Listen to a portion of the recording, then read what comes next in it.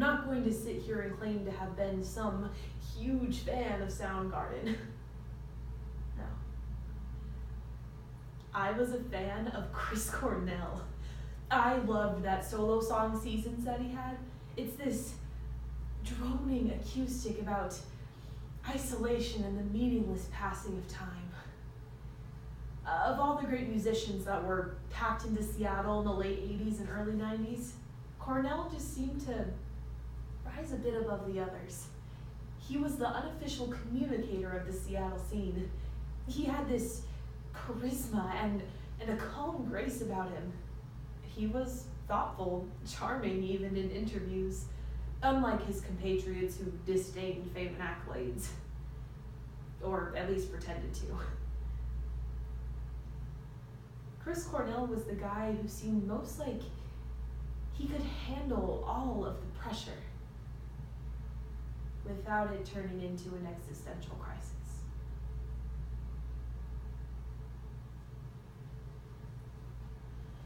According to Psych Central on July 8, 2018, depression can often go unnoticed because it is easily masked and concealed.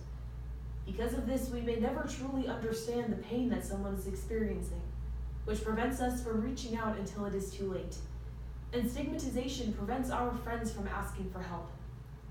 And while this may seem like an old conversation, it is still relevant today, with recent losses like Anthony Bourdain, Kate Spade, Robin Williams, and Mac Miller. Because we can never truly see their pain, how can we possibly judge their actions? We can never stop having this conversation until our friends are no longer afraid to ask for help. Through the tribute piece to lead singer of Soundgarden, Chris Cornell, one man will explain the feelings that we are capable of when one of our idols departs, and we will see how we can still respect those who lose their battle to depression. It's Not What You Think by Rich Larson. For 2 days, I've been working on this piece to pay tribute to him, and it's been a struggle. Usually when I have this issue, it's because I'm sitting in front of a blank computer screen just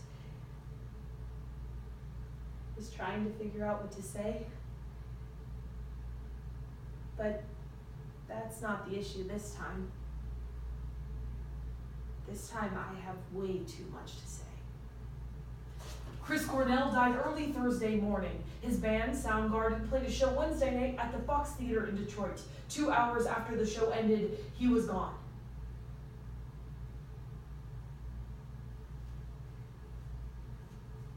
And now,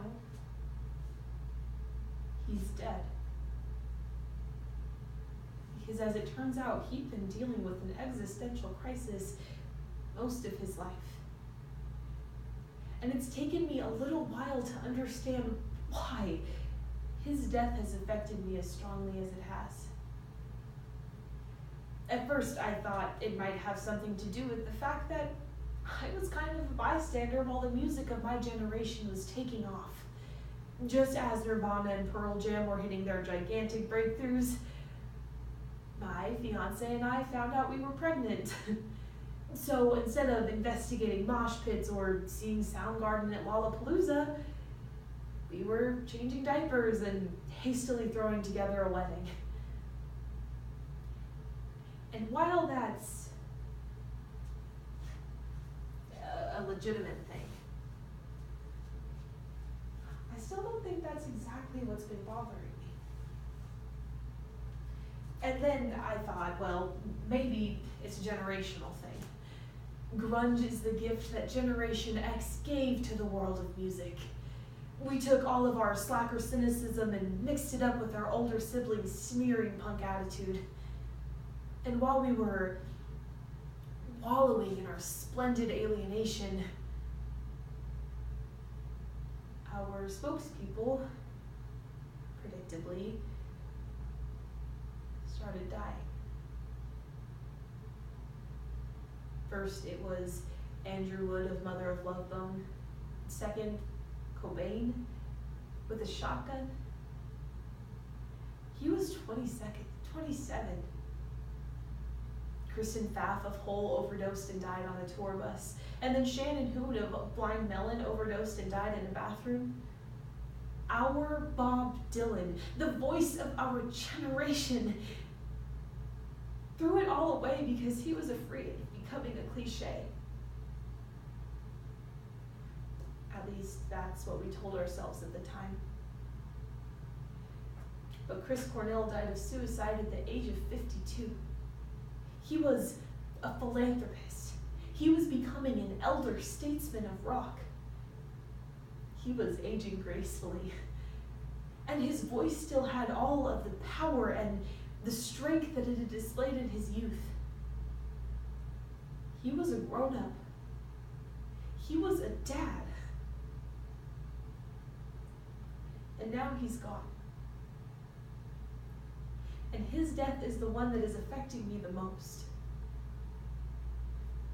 As I'm thinking about it, I'm realizing it's both personal and a generational thing.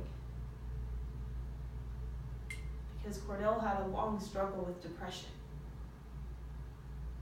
as have I, and I'm sure as have many of you. It's possible that, along with grunge, Generation X's other greatest gift to society is depression. I mean, of course it was here long before the baby boomers decided to start reproducing, but we talk about it more now. We talk about it as this demon or this monster. It's this dark shadow that shows itself at any point in time without warning. It surrounds us, isolates us, and quiets us. Depression likes to blame things. We feel like shit because of the mistakes that we've made, or because of the state of the world, or because we aren't perfect. Without a lot of help and a lot of work, it is impossible to realize that it's really just a chemical imbalance in our brains. And after 20 plus years of trying to destigmatize depression, some of us still have a really hard time recognizing it for what it is, and even then, it doesn't always matter. You might think grunge is about anger, but that's not completely true. Really, it's about depression and cynicism and anxiety. When the three of them get going, they just eat hope as quickly as it can be summoned, and that leaves despair. And despair is exhausting, not just for those who experience it, but for those who have to be around it as well. So we keep it to ourselves because we don't want to be a burden. And then it gets to be too much. It doesn't matter if you're a mom, a student, an accountant, or a rock star. It doesn't matter if you've written about it your entire life as a means of keeping it at bay. It doesn't matter if the music that you made brought in fame and respect and millions of dollars. It doesn't matter if your entire generation has suffered from it, because depression makes you feel totally alone. You hit your breaking point, and then, like Chris Cornell, you die alone in the bathroom.